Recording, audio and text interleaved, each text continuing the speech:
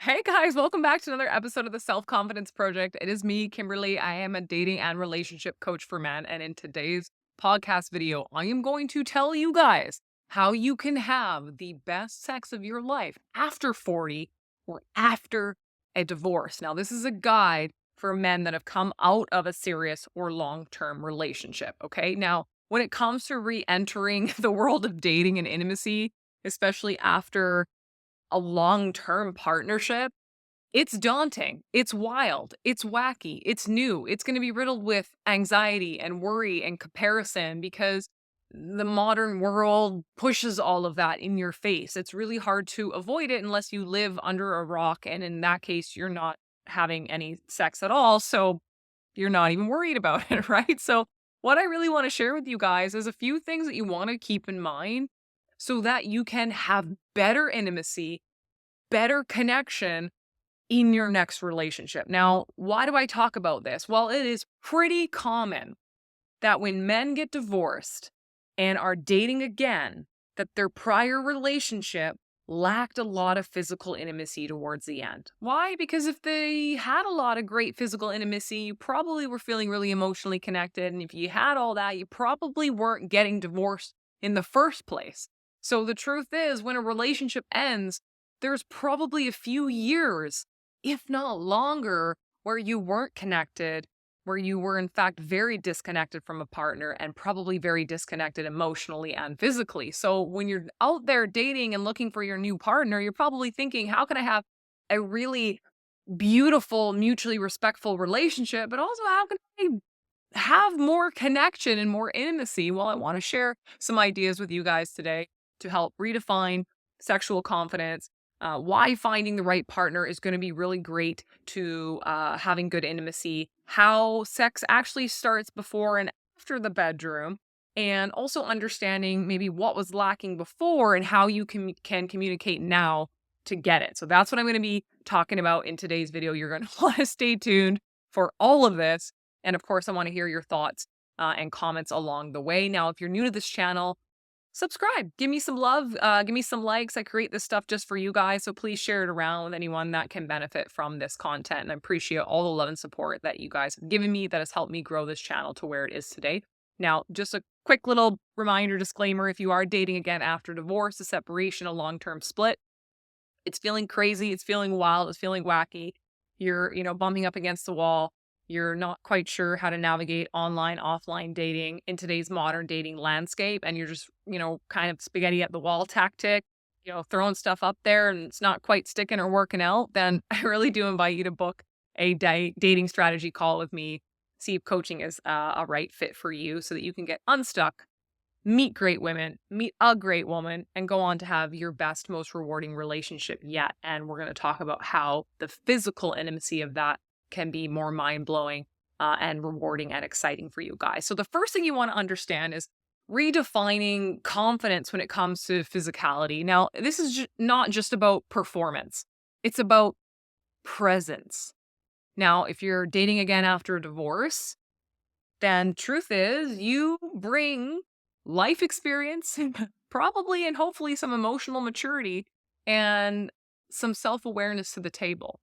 So I want you guys to first and foremost let go of the idea that you have anything to prove just because you were dating after divorce. I don't want you guys to think you have anything to prove physically just because you're dating again after divorce. Instead, I want you guys to think about how you can own your story, right? How has your past relationship, your challenges within that relationship, and the growth that occurred as a result of it shaped you to who you are today? That is going to build your confidence because confidence comes from embracing your story and embracing who you are, the good and the bad. This is how you're going to redefine sexual confidence. I also want you guys to think about focusing on connecting with women, not on ego. Now, women are going to find the emotional availability and attentiveness that you can give them so much more attractive than any superficial bravado, right? Or stories of how you used to be great in the day and things like that. right? So I want you guys to focus on how can you connect emotionally with a woman now? How can you own your story about how you're growing so that your confidence can be boosted? And how can you guys invest in yourself where you are in your life today? How can you exercise and groom and take care of yourself and dress in a way that makes you feel strong, makes you feel attractive? Because this is going to help you exude that confidence so that you don't feel like you need to prove yourself. Because all too often, men that I work with that are dating again after a divorce, they are carrying a bit of shame. They're carrying a bit of guilt. They're carrying a bit of, well, I have to kind of explain why I got divorced. I have to kind of explain why things didn't work out.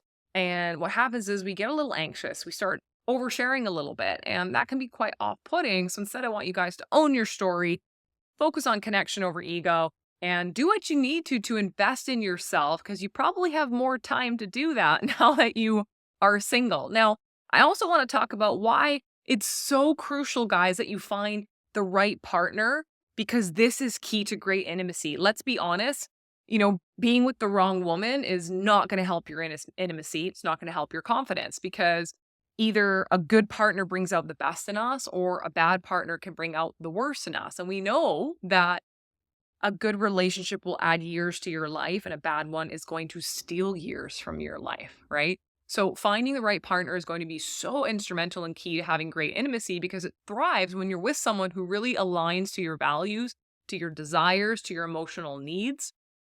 And the right partner can transform sex into an experience of deeper connection and trust. Because guys, even if you're dating after a divorce and you're thinking, oh, I can, maybe sleep with some different women and I can have, more physical experiences, I guarantee, and this isn't going to be the case for everybody, but many of you guys that take that strategy feel worse, right? You go out, you meet women, dive into the physical intimacy, and then you realize you're lacking the emotional connection. And truth be told, the guys that are listening to this video, you guys listening to me, you probably are craving great physical intimacy, but also really want a genuine, deep emotional connection. So if you have one without the other, you're either friends or you're in a situationship that doesn't leave you feeling as fulfilled as you want to be. So this is why finding the right woman, guys, is so, so key to having great intimacy. And it's really about seeking compatibility, not searching for perfection. So you want to look for a woman who has a communication style that you can value, that values yours. You want to make sure you're finding someone that has a sense of humor that resonates with you. Otherwise, so it sucks when you guys don't have compatible humor, right? Just like so many missed opportunities for fun. And because physical chemistry is just one piece of the puzzle. If all those other things are feeling great, then, intimacy just feels so much better because you're just connected to this person. You actually like this person, right? So it's really important, guys, that you're not settling because the temptation of the most beautiful woman that gives you some great attention after you've been divorced is really tempting. And I have seen this pattern on repeat. It's almost like the divorced man's MO is that you go from having a partnership that didn't work out to seeing a woman who's really attractive that seems to possess the opposite qualities of your wife. And you guys, dive into that relationship head first, only to realize, whoops, I didn't really know what I was looking for and what kind of partner would be compatible for me. And I burned the oil really hot with this person and it blew up. And now I'm feeling like, uh-oh, I made a mistake here and I'm dating again.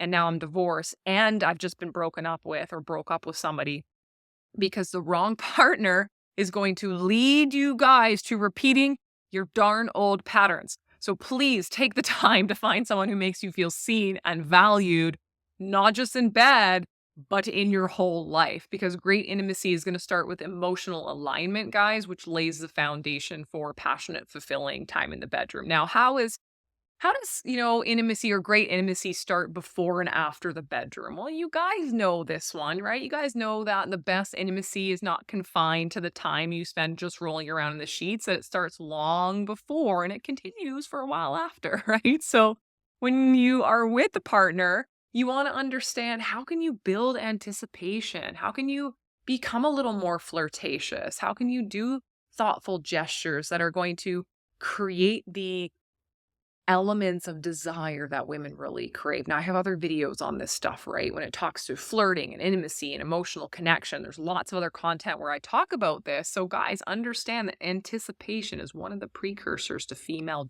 desire, right? So, that's flirting, that's text, that's thoughtful gestures. Like, do you know how to do this? Is it comfortable for you to do this, right? So, this is all the stuff that happens before the bedroom, right? It's also quality time with somebody. Now, when you're in the bedroom, it's all about being present and being attentive. Now, I'm not here to give you, sex tips for what works for you guys, because that's something you need to figure out on your own. But certainly leading up to it, there's a lot that can happen. And after it, the post intimacy connection really matters. That's cuddling, that's talking, that's making your partner feel appreciated, that's compliments, that's you receiving those things as well, not just you guys giving it. Right? Is these moments that are really going to deepen your bond and set the stage for even better intimacy next time, because a lot of positive stuff can lead up to it, right? Then the act can happen, and then we can actually feel quite low afterwards if we recognize that we're not as emotionally connected as we'd like to be. So after intimacy is really important to identify, how are you feeling after the fact? Right? Because sex is a holistic experience that reflects the strength of your connection at every stage. How do you feel before? How do you feel during? And guys, how are you feeling after? Right? So when it comes to understanding, okay, what are some of the lessons from my prior relationship? Maybe what was lacking in this area, and how can I learn to communicate and get that? Because I want you guys to get it. I want you to get it on, get it good, and get it with the right woman. I think we need more healthy and loving relationships in the world, and less toxic, upset, dysfunctional ones, right? Amen. Okay. So when we get out of a relationship or we're divorced, it often will shine a light on the needs we didn't have met. And that's going to shine a light on the needs that you didn't have met just in your general relationship and, of course, in your intimacy. So use this analysis to reverse engineer what you do need. Okay. If you didn't get lots of touch, it means, and it frustrated you, it means you want more of that. If you didn't have a lot of intimacy and it frustrated you, it means you want more of that. If you didn't have a lot of compliments or appreciation and that frustrated you, it means you want more of that. So what you didn't get and how you felt about it informs what you do want. And that's so important because oftentimes we get really clear on what we don't want. I don't want this and I don't want that. And I don't want a partner who does this or doesn't do this. And then we don't really get clear on what we need in positive terms. So guys, it's really important to learn what frustrated you and what you didn't like in that prior relationship.